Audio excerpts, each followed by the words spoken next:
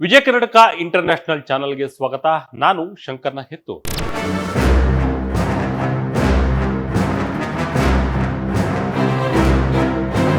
ಕೆನಡಾದಿಂದ ಅಮೆರಿಕಕ್ಕೆ ಪ್ರವೇಶಿಸುವ ಯಾವುದೇ ವಸ್ತುವಿನ ಮೇಲೆ 25% ಹೆಚ್ಚುವರಿ ಶುಲ್ಕ ವಿಧಿಸಬೇಕಾಗುತ್ತದೆ ಎಂದು ಡೊನಾಲ್ಡ್ ಟ್ರಂಪ್ ಎಚ್ಚರಿಕೆ ಕೊಟ್ಟಿದ್ದರು. ಇದಕ್ಕೂ ಮುನ್ನ ಕೆನಡಾ ರಾಷ್ಟ್ರವನ್ನು ಅಮೆರಿಕದ 51ನೇ ರಾಜ್ಯವಾಗಿ ಮಾಡಿಕೊಳ್ಳೋಕೆ ಸಿದ್ಧ ಎಂದಿದ್ದರು. ಕೆನಡಾದ ಉಸ್ತುವಾರಿ ಟ್ರುಡೋ ಅವರನ್ನು ಕಿಚಾಯಿಸುವ ಹೇಳಿಕೆಗಳನ್ನು ಕೊಡುತ್ತಾ ಕೆನಡಾ ಇನ್ನೇನು ಅಮೆರಿಕದ ಭಾಗವೇ ಆಗಿ ಹೋಗುತ್ತೆ ಅನ್ನುವಂತೆ ಟ್ರಂಪ್ ಹೇಳಿಕೆಗಳನ್ನು ಕೊಡುತ್ತಿದ್ದಾರೆ. ಈ ನಡುವೆ ಕ್ಯಾಲಿಫೋರ್ನಿಯಾದ ಭಾಗದಲ್ಲಿ ಕಾಳ್ಗಿಚ್ಚಿನ ಕಾವು ಜೋರಾಗಿದೆ. ಅಲ್ಲಿ ಬೆಂಕಿಯ ಜ್ವಾಲೆಯನ್ನು ನಂದಿಸೋಕೆ ಕೆನಡಾದ ಅಗ್ನಿಶಾಮಕ ವಿಮಾನಗಳು ಹಾರಾಡಿವೆ. ಅದರ ಬೆನ್ನಲ್ಲೇ ಜಸ್ಟಿನ್ ಟ್ರುಡೋ ಕೆನಡಾ ಅಮೆರಿಕ ವಿಲೀನ ಅಸಾಧ್ಯ ಎಂದು ಪಂಚ್ ಕೊಟ್ಟಿದ್ದಾರೆ.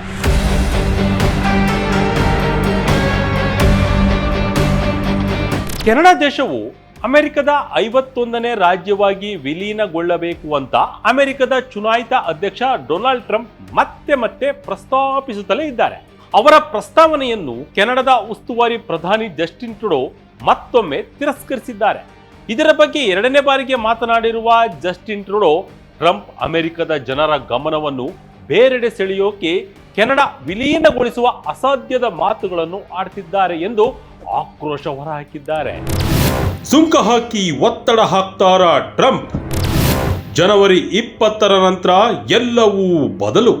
ಒಟ್ಟಾವ ಗಡಿಯಲ್ಲಿ ಭದ್ರತೆಯನ್ನು ಹೆಚ್ಚಿಸಿದೇ ಹೋದರೆ ಕೆನಡಾದಿಂದ ಅಮೆರಿಕಕ್ಕೆ ಆಮದಾಗುವ ಎಲ್ಲಾ ವಸ್ತುಗಳ ಮೇಲೆ 25% ಸುಂಕ ವಿಧಿಸುವಂತೆ ಡೊನಾಲ್ಡ್ ಟ್ರಂಪ್ ಇತ್ತೀಚೆಗೆ ಸಲಹೆ ಮಾಡಿದ್ದರು. ಟ್ರಂಪ್ ರವರ ಈ ಹೇಳಿಕೆಯನ್ನು ಟೀಕಿಸಿರುವ ಜಸ್ಟಿನ್ ಟ್ರುಡೋ ಇದು ಎರಡೂ ದೇಶಗಳ ಆರ್ಥಿಕತೆಗಳ ಮೇಲೆ ನಕಾರಾತ್ಮಕ ಪರಿಣಾಮ ಬೀರುತ್ತದೆ. ಅದರ ಜೊತೆಗೆ ನೀವು ವಸ್ತುಗಳ ಮೇಲಿನ ಸುಂಕವನ್ನು ಹೆಚ್ಚು ಮಾಡಿದರೆ ಅಮೆರಿಕದ ನಾಗರಿಕರು ಬೆಲೆ ಏರಿಕೆಯ ಬಿಸಿಯನ್ನು ಅನುಭವಿಸಲಿದ್ದಾರೆ ಅಂತ ಟ್ರುಡೋ ಎಚ್ಚರಿಕೆ ನೀಡಿದ್ದಾರೆ. ಇನ್ನು ಅಮೆರಿಕ ಕೆನಡಾ ವಿಲೀನ ಆಗುವುದು ಅಸಾಧ್ಯದ ಮಾತು. ಇದು ಎಂದಿಗೂ ಸಂಭವಿಸುವುದಿಲ್ಲ. ಕೆನಡಾ ನಾಗರಿಕರ ಆತ್ಮ ಗೌರವಕ್ಕೆ ಪೆಟ್ಟು ನೀಡಬಲ್ಲ ಯಾವುದೇ ಹೇಳಿಕೆಯನ್ನು ನಾವು ಸಹಿಸುವುದಿಲ್ಲ. ಡೊನಾಲ್ಡ್ ಟ್ರಂಪ್ನನ್ನು ರಾಜಕೀಯ ಲಾಭಕ್ಕಾಗಿ ಹಾಗೂ ಜನರ ಗಮನವನ್ನು ಬೇರೆಡೆ ಸೆಳೆಯೋಕೆ ವಿಲೀನ ಪ್ರಸ್ತಾವನೆಯನ್ನು ಮುಂದಿಟ್ಟಿದ್ದಾರೆ ಎಂದು ಜಸ್ಟಿನ್ ಟ್ರುಡೋ ಅಸಮ್ಮತಿ ವ್ಯಕ್ತಪಡಿಸಿದ್ದಾರೆ. ಅಮೆರಿಕ ರಾಷ್ಟ್ರವು ತೈಲ, ಅನಿಲ, ವಿದ್ಯುತ್, ಉಕ್ಕು, ಅಲ್ಯೂಮಿನಿಯಂ, ಮರದ ದಿಮ್ಮಿ ಹಾಗೂ ಕಾಂಕ್ರೀಟ್ ವಸ್ತುಗಳ ಸೇರಿದಂತೆ ಬಹಳಷ್ಟು ವಸ್ತುಗಳನ್ನು ಕೆನಡಾದಿಂದ ಆಮದು ಮಾಡಿಕೊಳ್ಳಬೇಕಾಗುತ್ತದೆ. ಒಂದು ವೇಳೆ ಈ ವಸ್ತುಗಳ ಆಮದಿನ ಮೇಲೆ ಅಮೆರಿಕದ ಹೆಚ್ಚಿನ ಸುಂಕ ವಿಧಿಸಿದರೆ ಅನಿವಾರ್ಯವಾಗಿ ಕೆನಡಾ ಕೂಡ ದರ ಏರಿಕೆ ಮಾಡಬೇಕಾಗುತ್ತದೆ. ಇದರಿಂದ ಅಮೆರಿಕನ್ ನಾಗರಿಕರು ಸಂಕಷ್ಟ ಎದುರಿಸಬೇಕಾಗುತ್ತದೆ. ಕೆನಡಾ ಗಡಿಯಲ್ಲಿ ಹೆಚ್ಚುತ್ತಾ ಭದ್ರತೆ, ಸುಂಕ ಹೆಚ್ಚಿಸಿದ್ರೆ ಅಮೆರಿಕಕ್ಕೆ ತೊಂದರೆ. ಅಮೆರಿಕ ಕೆನಡಾ ವಿಲೀನ ಪ್ರಸ್ತಾವನೆಯನ್ನು ಮೆಲುಧ್ವನಿಯಲ್ಲೇ ಮಂಡಿಸುತ್ತಿರುವ ಅಮೆರಿಕದ ಚುನಾಯಿತ ಅಧ್ಯಕ್ಷ ಡೊನಾಲ್ಡ್ ಟ್ರಂಪ್ ಕೆನಡಾ ಅಮೆರಿಕದ 51ನೇ ರಾಜ್ಯವಾದರೆ ಏನೆಲ್ಲ ಪ್ರಯೋಗಗಳು ಕೆನಡಿಗರಿಗೆ ಆಗುತ್ತವೆ ಗೊತ್ತಾ? ಅದನ್ನೆಲ್ಲ ಮನವರಿಕೆ ಮಾಡೋಕ್ಕೆ ಪ್ರಯತ್ನ ಮಾಡಿದ್ದೇನೆ ಅಂತ ಮೂಗಿಗೆ ತುಪ್ಪ ಸವರುವ ಮಾತುಗಳನ್ನು ಕೂಡ ಆಡಿದ್ದಾರೆ. ಆದರೆ ಗ್ರೀನ್ಲ್ಯಾಂಡ್ ಮತ್ತು ಪನಾಮಾ ಮರುಸ್ವಾಧೀನ ಕುರಿತ ಗಟ್ಟಿ ಧ್ವನಿಯಲ್ಲಿ ಮಾತನಾಡುತ್ತಿರುವ ಟ್ರಂಪ್ ಕೆನಡಾ ವಿಲೀನದ ಕುರಿತ ಅಷ್ಟೇ ಮೆದುವಾಗಿ ಮಾತನಾಡ್ತಿದ್ದಾರೆ. ಕೆನಡಾದ ವಿಲೀನಕ್ಕೆ ಸಶಸ್ತ್ರ ಪಡೆಗಳನ್ನು ಬಳಸಿಕೊಳ್ಳುವ ಸಾಧ್ಯತೆಯನ್ನು ಸ್ಪಷ್ಟವಾಗಿ ಟ್ರಂಪ್ ತಳ್ಳಿ ಹಾಕಿದ್ದಾರೆ.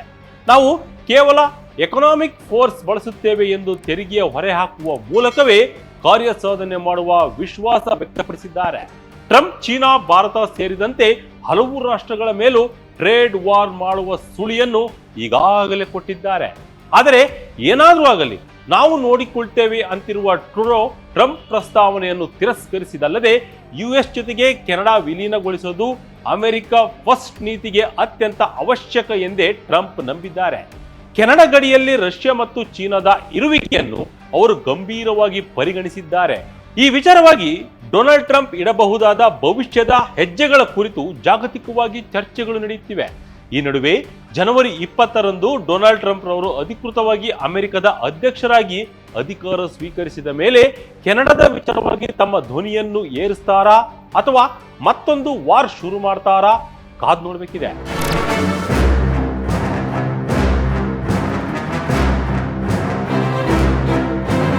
ಇದಾಗಿತ್ತು ಈ ಕ್ಷಣದ ವಿಜಯ ಕರ್ನಾಟಕ ಇಂಟರ್ನ್ಯಾಷನಲ್ನ ಇಂಟ್ರೆಸ್ಟಿಂಗ್ ಸ್ಟೋರಿ. ಇದೇ ರೀತಿಯ ಸ್ಟೋರಿಗಾಗಿ Vijaya Karnataka international YouTube channel, Facebook channel follow ಮಾಡ್ತಾ ಇರಿ. ಧನ್ಯವಾದಗಳು.